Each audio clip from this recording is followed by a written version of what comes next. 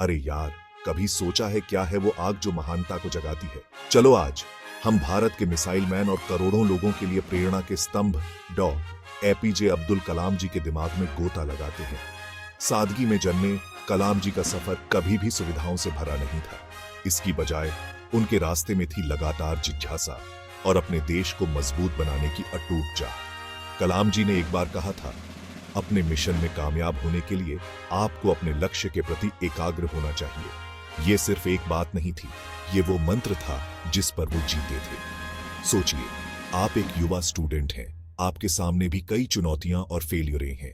अब सोचिए कि आप हर असफलता को सीखने का एक कदम बना लें, ठीक वैसे ही जैसे कलाम जी ने किया। उनका मानना था, अगर आप असफल होते हैं तो कभी हार मत मानिए, क्योंकि फेल का मतलब होता है फर्स्ट अटेम्प्ट इन लर्निंग। ये सोच हमारे सामने आने वाली ऑब्स्टेकलों का सामना करने का तरीका बदल सकती है, निराशा को हौसले में बदल सकती है। कलाम जी का सपना किताबों से परे सितारों तक जाता था। आईएसआरओ और डीआरडीओ के साथ उनके काम ने भारत को चुनिंदा अंतरिक्ष देशों में शामिल कर दिया। लेकिन जो बात सच में इंस्पिरेशनदायक है वो ये है कि वो हमेशा जमीन से जुड़े रहे। उन्होंने मशहूर तरीके से कहा है, सपने देखो, सपने देखो, सपने देखो। सपने विचारों में बदलते हैं और विचार कार्य में परिणत होते हैं। तो आपके सपने क्या हैं, और उससे भी जरूरी, उन्हें पूरा करने के लिए आप क्या कर रहे हैं? अपनी किताब विंग्स ऑन फॉर फायर में कलाम जी ने सिर्फ व्यक्तिगत सफलता के लिए नहीं, बल्कि पूरे देश के उत्थान के लिए एक विजन पेश किया। वो सिर्फ एक वैज्ञानिक या राष्ट्रपति नहीं थे, वो एक दूरदर्शी थे जिन्होंने हर युवा दिमाग में छुपी क्षमता को देखा।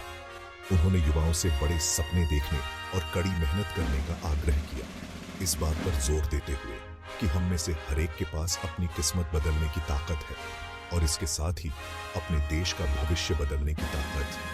तो जब हम डॉ. कलाम के शब्दों पर विचार करते हैं तो चलिए सिर्फ प्रेरित ही नहीं होते, चलिए उन प्रिंसिपलों को अपने जीवन में उतारते हैं जिन पर वो जीते थे। समर्पण, दृढ़ता और बड़े सपने देखने का साहस, ये एक अच्छी तरह जी गई जिंदगी की पहचान है। एक ऐसी जिंदगी जो पीछे एक विरासत छोड़